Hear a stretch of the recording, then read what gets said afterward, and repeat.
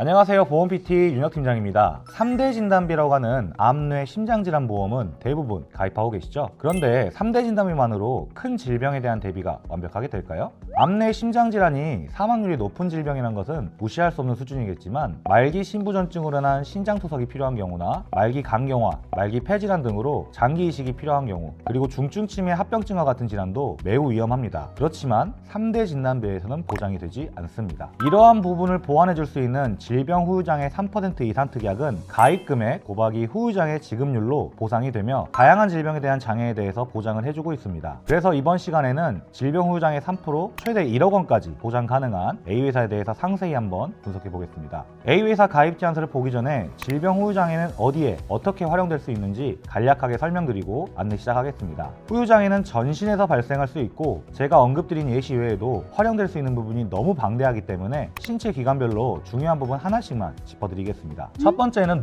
눈의 장애에서 대표적인 것은 한쪽 눈의 실명 50%, 양쪽 눈의 실명 100%. 이 부분뿐만 아니라 교정시력이 0.2 이하일 때부터 5% 적용이 가능합니다. 교정시력이란 안경이나 콘택트 렌즈를 포함한 모든 종류의 시력 교정수단을 착용한 상태에서의 시력을 의미합니다.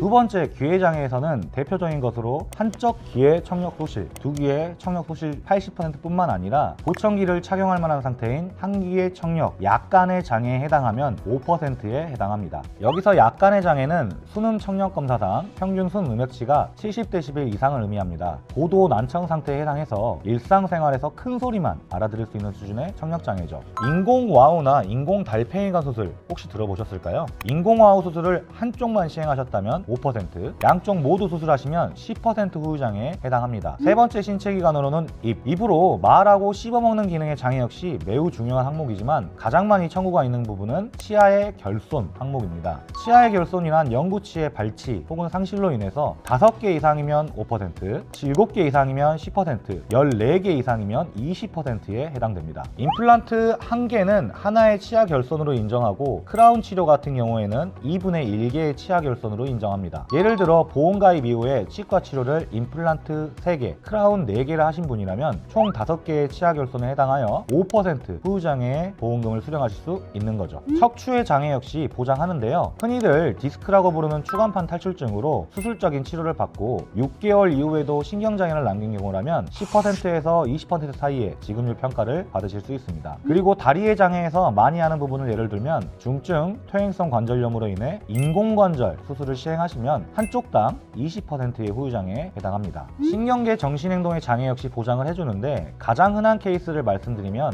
치매의 경우에도 18개월 이상 지속적인 인지기능 장애가 있다면 후유장애에 해당합니다. 경도 치매는 보장하지 않지만 중등도 이상의 치매에서 CDR 2점이면 40, 3점이면 60, 4점이면 80, 5점이면 100%로 단계별로 지급이 가능합니다. 오늘 영상 초반에 언급드린 것처럼 3대 진단비 외에도 매우 중요한 흉복부 장기의 기능 이상이 발생한 경우에도 후유장애에 해당합니다. 대표적인 것을 몇 가지 예시로 들면 만성이나 말기 신부전증으로 인해 혈액투석, 복막투석을 평생 받아야 하는 경우, 말기 간경화나 말기 폐질환 등으로 인해서 장기 이식을 하는 경우 세 가지 모두 75% 후유장애에 해당합니다. 그리고 비만 대사질환이나 위암 등으로 50% 이상 장기를 절제하는 경우나 궤양성 대장염이나 대장암 등으로 인해서 영구적으로 장로 및 인공장로를 해야 하는 경우라면 이런 상황에서도 30% 후유장애에 해당합니다. 진단비는 최초 1회 지급되고 소멸되는 방식이지만 후유장애 같은 경우에는 지금까지 쭉 말씀드린 여러 가지 신체기관에서 다양한 질병으로 인한 장애를 모두 보장 가능합니다. 예를 들어 60대 한 여성분께서 말기 신부전증으로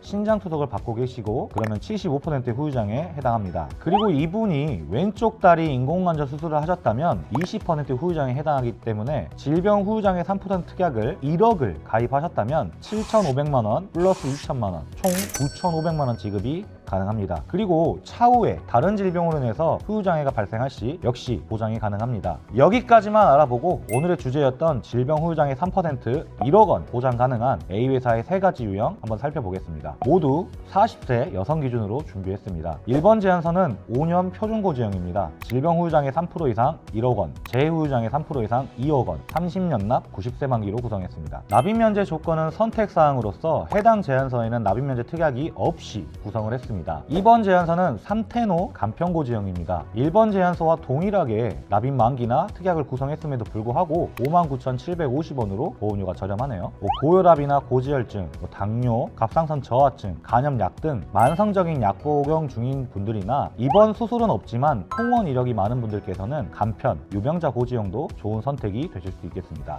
3번 제안서는 305 간편고지 유형입니다. A회사는 간편고지 유형을 3테노, 355, 335, 305 4가지 유형을 선택하실 수 있는데요. 나는 입원 수술 이력이 너무 많아서 가입이 안 될 거야 라고 하시는 분들도 3개월 내 특이사항만 없다면 305 간편보험으로 준비가 가능하십니다. 비갱신형으로 보험료가 부담이 되신다면 20년 혹은 30년 갱신형으로 준비 시 생각보다는 부담되지 않는 보험료로 준비가 가능합니다. 그리고 4번 제안서는 55세 여성 기준으로 3테노 간편보험으로 준비했습니다. 질병 후유장애 3% 1억 원 한도는 현재 50세 이하에서만 가능하고 51세 이상, 60세 이하 고객님들은 5천만 원이 최대 가입 한도입니다. 물론 비갱신형도 좋겠지만 30년 갱신형으로 준비하시면 50대 분들에게도 상당히 오랜 기간 보장을 저렴하게 준비 가능합니다. 지금까지 질병 후유장애 3%의 필요성 및 쓰임새, 그리고 건강체나 유병자 모두 1억 원 한도로 준비하실 수 있는 A회사에 대해서 알아보았습니다. 설계사님, 질병 후유장애뿐만 아니라 상해 후유장애 예시도 알려주시면 안 되나요? 후유장애 청구 시에는 반드시 손해사항사 통해서만 가능한가요? 질병 후유장애는 면책 감액 기간 없이 바로 보장될까요? A회사뿐만 아니라 다른 회사 비교도 가능한가요? 이런 자세한 내용이 궁금하신 분들은 저에게 문의 주시면 상담 도움 드리도록 하겠습니다. 오늘도 긴 영상 시청해주셔서 감사합니다. 본 광고는 손해보험